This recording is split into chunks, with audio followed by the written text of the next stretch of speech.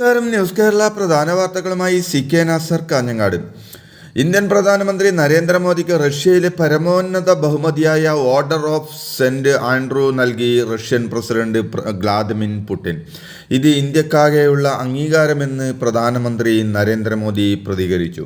പുടിനുമായി നടത്തിയ കൂടിക്കാഴ്ചയിൽ India Russia ബന്ധം ശക്തമാക്കാനുള്ള നിർണായക തീരുമാനങ്ങൾ സ്വീകരിച്ചതായി പ്രധാനമന്ത്രി നരേന്ദ്രമോദി അറിയിച്ചു.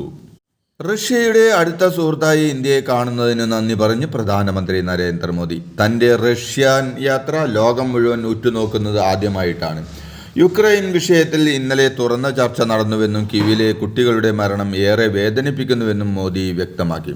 യുദ്ധമായാലും ഭീകരവാദമായാലും മനുഷ്യജീവൻ നഷ്ടമാകുന്നത് വേദനാജനകമാണെന്നും തൻ്റെ അഭിപ്രായം പുടിൻ കേട്ടത് സന്തോഷകരമെന്നും നരേന്ദ്രമോദി പ്രതികരിച്ചു. രാജ്യത്ത് കോൺഗ്രസിനും ഇടത് പാർട്ടികൾക്കും ഒരു ആശയവുമില്ലെന്ന് BJP ദേശീയ അധ്യക്ഷൻ JP നദ്ദ പറഞ്ഞു. തെരഞ്ഞെടുപ്പിന് ശേഷം കേരളത്തിൽ ആദ്യമായി എത്തിയ അദ്ദേഹം തൃശ്ശൂരിലെ വിജയത്തിൽ പാർട്ടി പ്രവർത്തകരെ അഭിനന്ദിച്ചു. BJP വടക്കേ ഇന്ത്യൻ പാർട്ടിയെന്നും പ്രചാരണം തെറ്റിയെന്നും ആന്ധ്രയിലെയും തെലങ്കാനയിലും മികച്ച വിജയം ഇതിന് ഉദാഹരണമാണെന്നും അദ്ദേഹം പറഞ്ഞു. കേരളത്തിൽ മികച്ച വിജയത്തിനായി കാത്തിരിക്കുകയാണെന്നും അദ്ദേഹം വ്യക്തമാക്കി. ജമ്മു കാശ്മീരിലെ കത്വ ഭീകരാക്രമണത്തിൽ ശക്തമായ തിരിച്ചടി നൽകുമെന്ന് ഇന്ത്യ. ഭീകരരുടേത് തിരിച്ചടി അറിയിക്കുന്ന ഭീരുത്വ നടപടിയാണെന്ന് രാഷ്ട്രപതി പ്രതികരിച്ചു.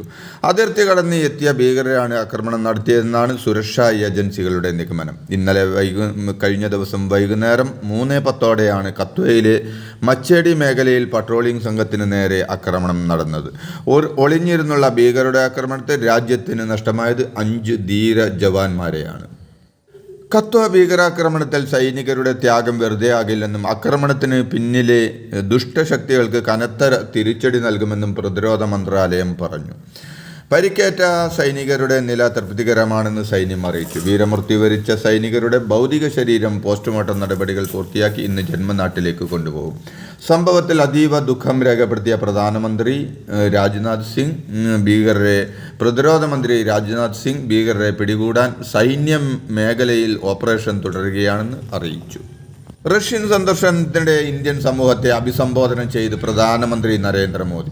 റെക്കോർഡ് വേഗത്തിൽ ഇന്ത്യ മാറിക്കൊണ്ടിരിക്കുകയാണെന്നും അത് ലോകം ശ്രദ്ധിക്കുകയാണെന്നും മോദി പറഞ്ഞു. 3-ാം തവണ രാജ്യത്തിനായി 3 ഇരട്ടി കഠിനാധ്വാനം നടത്തുമെന്നാണ് പറയാനുള്ളതെന്നും 3 ഇരട്ടി ശക്തിയിലും 3 ഇരട്ടി വേഗതയിലും രാജ്യത്തെ മുന്നോട്ട് നയിക്കുമെന്നും 3-ാം വട്ടത്തിൽ ഇന്ത്യയെ ലോകത്തെ 3-ാമത്തെ വലിയ സമ്പദ് വ്യവസ്ഥയാക്കി വളർത്തുകയാണ് ലക്ഷ്യമെന്നും മോദി പറഞ്ഞു.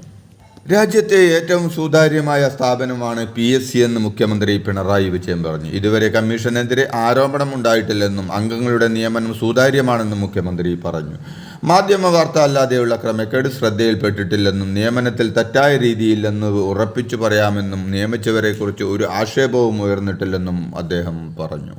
PSC അംഗത്വം കിട്ടാൻ ലക്ഷങ്ങൾ കൈക്കൂലി നൽകിയെന്ന ആരോപണം പ്രതിപക്ഷ നേതാവ് VD സതീശൻ നിയമസഭയിൽ സബ്മിഷനായി ഉന്നയിച്ചു. ഗൗരവമേറിയ ആരോപണമാണിതെന്നും മന്ത്രി റിയാസിന്റെ പേര് പറഞ്ഞാണ് യുവനേതാവ് പണം കൈപ്പറ്റിയതെന്നുമാണ് പുറത്തുവരുന്ന വിവരമെന്നും അദ്ദേഹം ആരോപിച്ചു. എന്നാൽ വിഷയത്തിൽ അന്വേഷണത്തിന് സർക്കാർ തയ്യാറാണെന്ന് മുഖ്യമന്ത്രി പിണറായി വിജയൻ വ്യക്തമാക്കി. അക്കാര്യത്തിൽ ആശങ്ക വേണ്ടെന്നും തട്ടിപ്പ് നടത്തുന്നവർക്ക് എതിരെ കടുത്ത നടപടിയുണ്ടാകുമെന്നും PSC ഇതിൻ്റെ പേരിൽ കരിവാരി തേക്കരുതെന്നും അദ്ദേഹം പറഞ്ഞു. എന്നാൽ കോഴ ആരോപണം ഇപ്പോൾ സെറ്റിൽ ചെയ്യാൻ ശ്രമിക്കുന്നുവെന്ന് ആരോപിച്ച് പ്രതിപക്ഷം നിയമസഭയിൽ നിന്ന് ഇറങ്ങിപ്പോയി. മുഖ്യമന്ത്രി പിണറായി വിജയനെ മാത്രം കേന്ദ്രീകരിച്ച പ്രചാരണം തെരഞ്ഞെടുപ്പിൽ LDFന് തിരിച്ചടിയായെന്നും സർക്കാരും മുന്നണിയും ഒരാളിലേക്ക് ചുരുങ്ങിയതിൻ്റെ അപകടമാണ് ലോക്സഭാ തെരഞ്ഞെടുപ്പിൽ സംഭവിച്ചതെന്നും CPI സംസ്ഥാന കൗൺസിൽ വിമർശനം. BJP നേതാവ് പ്രകാശ് ജാവേദ്കറുമായി സ്വകാര്യ കൂടിക്കാഴ്ച നടത്തുകയും തെരഞ്ഞെടുപ്പ് ദിവസം രാവിലെ തന്നെ അത് തുറന്നു സമ്മതിക്കുകയും ചെയ്ത EP ജയരാജൻ മുന്നണി കൺവീനറായിരിക്കാൻ യോഗ്യനല്ലെന്നും EP-യുടെ അപക്വമായ നിലപാട് മുന്നണി രാഷ്ട്രീയ വിശ്വാസ്യതയെ തന്നെ ബാധിച്ചുവെന്നും കൗൺസിൽ അംഗങ്ങൾ തുറന്നടിച്ചു. CPM തിരുത്തലിന് ഒരുങ്ങുകയാണെങ്കിൽ ആലപ്പുഴയിലെ കളയല്ല പിണറായിയിലെ കളയാണ് പറിച്ചു കളയേണ്ടതെന്ന് BJP സംസ്ഥാന അധ്യക്ഷൻ K. സുരേന്ദ്രൻ പറഞ്ഞു. അതിനുള്ള ധൈര്യം MP ഗോവിന്ദനുണ്ടോ എന്നും അദ്ദേഹം ചോദിച്ചു. അഴിമതിക്കും അനീതിക്കുമെതിരെ ശബ്ദിച്ച കുറ്റത്തിന് G. സുധാകരനെ പുറത്താക്കിയാൽ അദ്ദേഹത്തെ സ്വീകരിക്കാൻ BJP ഉണ്ടെന്നും സുരേന്ദ്രൻ വ്യക്തമാക്കി.